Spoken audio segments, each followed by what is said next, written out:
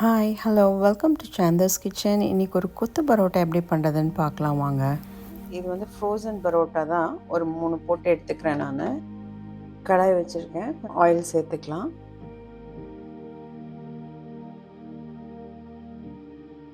ஒரு அரை டீஸ்பூன் சோம்பு சேர்த்துக்கோங்க.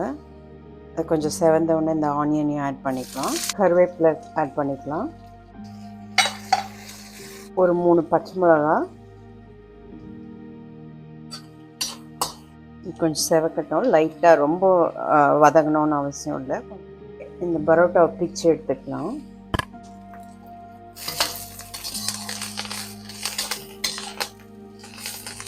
ஜிஞ்சர் கார்லிக் ஆட் பண்ணிக்கலாம். ஒரு ½ டீஸ்பூன் தான் இருக்குது.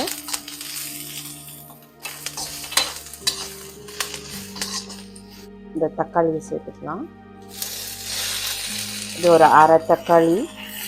எவ்வளோ வெங்காயம் எடுக்கிறீங்களோ அதில் பாதி தக்காளி எடுத்துக்கோங்க, கரெக்டாக இருக்கும்.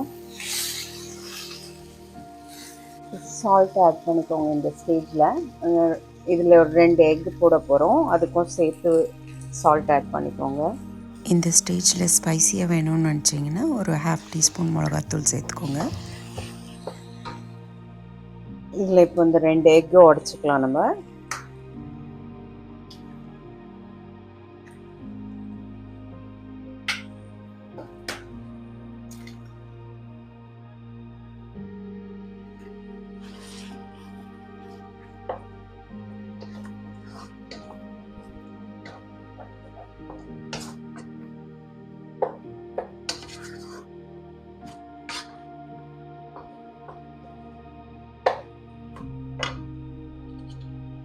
இப்போ இந்த பரோட்டாவை ஆட் பண்ணிக்கலாம்.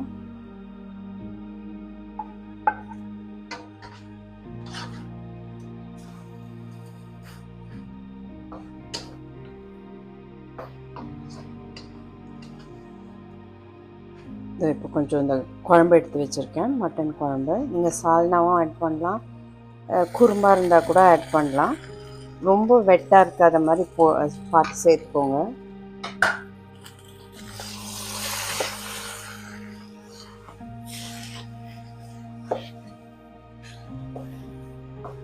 மல்லித்தழை ஆட் பண்ணிக்கலாம்.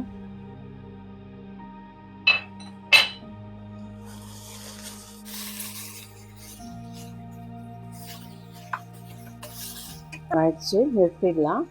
ட்ரை பண்ணி பாருங்கள். ட்ரை பண்ணி பார்த்துட்டு எப்படி வந்திருக்குன்னு சொல்லுங்கள். தேங்க்ஸ் ஃபார் வாட்சிங்.